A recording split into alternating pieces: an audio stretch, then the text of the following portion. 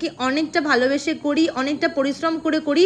যেমন ব্রাইডের চেয়ারে বসে থাকতে থাকতে মানে কোমর ব্যথা হয়ে যায়, তেমন কিন্তু একটা মেকআপ আর্টিস্টের ঘন্টার পর ঘন্টা দাঁড়িয়ে মেকআপ করা, যতক্ষণ না আমার ব্রাইড রেডি হয় আমি একটা স্বস্তির নিঃশ্বাস ফেলতে পারি না। না আমি কোথাও গিয়ে বসি, কন্টিনিউ দাঁড়িয়ে দাঁড়িয়ে দাঁড়িয়ে দাঁড়িয়ে পুরো ব্রাইডটাকে আমি রেডি করতে থাকি।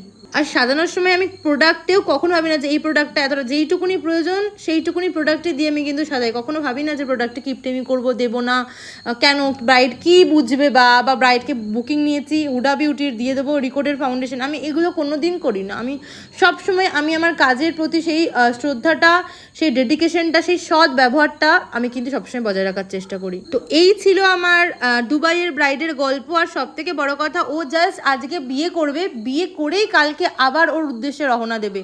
ও এখান থেকে 2-3টে জায়গা আর কি জার্নি করে করে আবার দুবাইতে গিয়ে পৌঁছাবে। মানে বাই প্রফেশনের কারণে একটা মেয়েকে কতটা জার্নি করতে হয়, কতটা স্ট্রাগল করতে হয়, ও মানে সত্যি ওকে দেখে শিখলাম। আজকে ও কতটা টেনশনে ছিল, কিভাবে সব কিছু অ্যারেঞ্জ করেছে হয়তো ওই জানে, কিছুটা হয়তো আমি জানি, যেইটুকুনি চোখের সামনে দেখেছি।